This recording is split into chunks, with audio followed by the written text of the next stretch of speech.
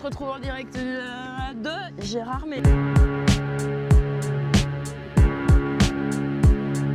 Les nuits de Satan. On est samedi. Et on se retrouve devant le lac. Parler d'un film en compétition, notre troisième film en compétition. 4e film en compétition pour moi, Troisième 3e pour pour moi. Ben, mais il va rattraper ça aujourd'hui. Dans The Wailing de Pedro Martinez Carrero. Je dois dire qu'il avait l'air très sympathique. Il y a eu tout de suite une ambiance qui a pris dans la salle. C'est vite redescendu. The Wailing s'est un peu transformé en The Waiting. Si vous avez aimé It Follows, vous avez peut-être trouvé ça un peu copié. C'est un film qui a beaucoup de très bonnes idées horrifiques, Ouais. mais c'est dommage. Une bonne idée horrifique toutes les 30 minutes. Elles sont vraiment dispersées dans le film et ça peut manquer. On aurait peut-être aimé en avoir plus, surtout que le ton a été donné avec le début du film de manière assez forte. D'ailleurs, il y a un morceau de la BO qui fait décoller le film dès le début, c'est le fameux Crispy Bacon de Laurent Garnier. Et tout de suite, on a une scène qui est incroyable. Ça m'a fait penser à Titan un peu. Et après, on arrive dans un deuxième film qui est presque un peu du cinéma d'auteur. Et c'est là où on a perdu Ben, et c'est là où on a perdu quand même pas mal de monde dans la J'étais salle. ailleurs. Quand même pas mal de choses intéressantes. J'ai beaucoup aimé la partie watching,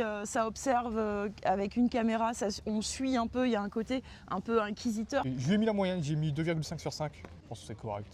On attend quand même de se prendre un peu la claque de la compétition. Pour ma part, donc c'est un film que Ben n'a pas vu, que tu rattrapes quand? Dans une heure. In a Violent Nature, je pense que c'est mon coup de cœur de la compétition. Entre Gravestead, Oddity, The Wailing. The Wailing et In a Violent Nature. Aujourd'hui, il y aura Azrael, il y aura Rumors, il y en aura d'autres. On est encore sur un premier long métrage. C'est un premier long métrage du réalisateur canadien Chris Nash. Moi, j'ai beaucoup aimé ce film. J'ai trouvé assez audacieux parce qu'on est sur un film qui se veut quand même être un film gore, avec un traitement très contemplatif. Alors n'ayez pas peur du contemplatif parce que là c'est bien intégré et du coup ça en fait un film très sensoriel. Je vais pas trop vous spoiler mais en gros tout se passe dans la forêt. On suit une personne en fait qui marche beaucoup dans la forêt et en fait on est dans son rythme, on a presque sa respiration et ça j'ai beaucoup aimé. C'est un film gore et contemplatif, un film d'ambiance. La forêt est presque un personnage finalement à part entière du film avec une très très belle photographie, vrai travail sur la lumière. Voilà, c'était donc Le bilan des deux films pour cette vidéo. salut.